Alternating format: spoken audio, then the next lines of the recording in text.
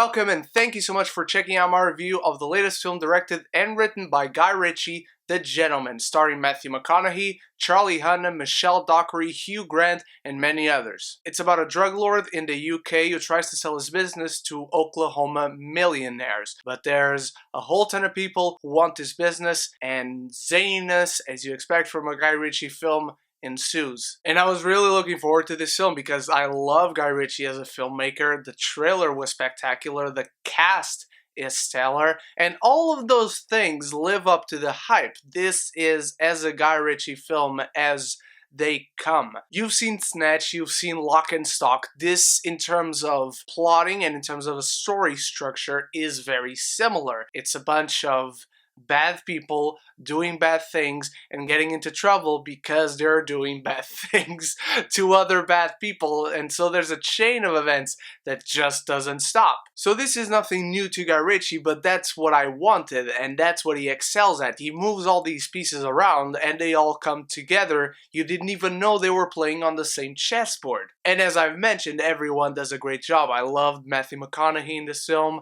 I love Henry Golding, I love Michelle Dockery, but if I had to say that there are some people who steal the show, there certainly are. There are three of them.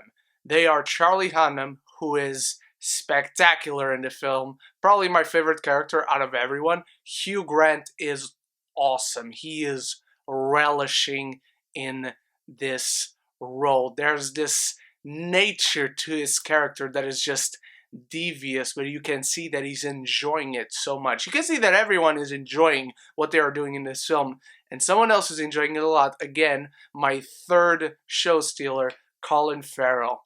My god, every line out of his mouth is fucking gold, and how he delivers it is fucking gold, and just everything Colin Farrell is fucking gold. Something that we gotta praise about Guy Ritchie that I feel doesn't get praised as much, at least nowadays, because I remember it was in the past, is the way he writes dialogue. It's very British dialogue. You couldn't have dialogue like this in an American film, in a history in America and with American actors, and have it fit. But British style is his style. It fits perfectly. It's wonderful to hear. The film is so funny. It's so adrenaline inducing. There are scenes that are super tense that you almost don't fear for the characters in the movie that you follow, even though they are in tough situations, because you know they are bad people. So whenever unknown bad people come around for this one scene, you know that they are probably the most evil guys around, so they won't be in any problems. But that's actually part of the fun, which is interesting because normally you would want your characters to be in a tough spot and you want to fear for them and be preoccupied with them. Oh my god, what's going to happen?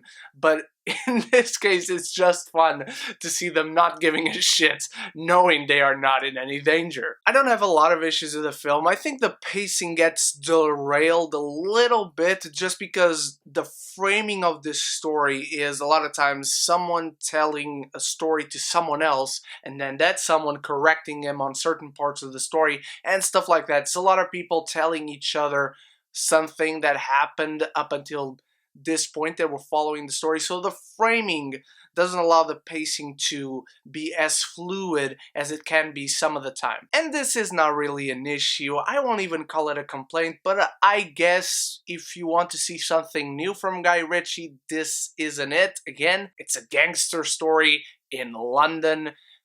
I mean, this is the Guy Ritchie film you probably want to see if you're a Guy Ritchie fan. If you're not, this isn't the one that's going to convince you. But to me, again, that wasn't a problem, just doesn't make it the best movie ever. I'm giving The Gentleman a B. And this is the best film of 2020 so far. Thank you so much for watching, my beautiful geekies. You are the best. Stay tuned this week for lots of reviews for Bad Boys for Life. And I don't know what else is coming out in the UK, but I'm sure other films are coming out in the UK. I hope to see you there. Once more, thank you so much for watching from the bottom of my heart. Until the next video, don't forget to stay beautiful, stay geeky, and don't forget to subscribe and like, because it really helps me out. But most importantly, above everything else, forever and always, love each other and love the movies.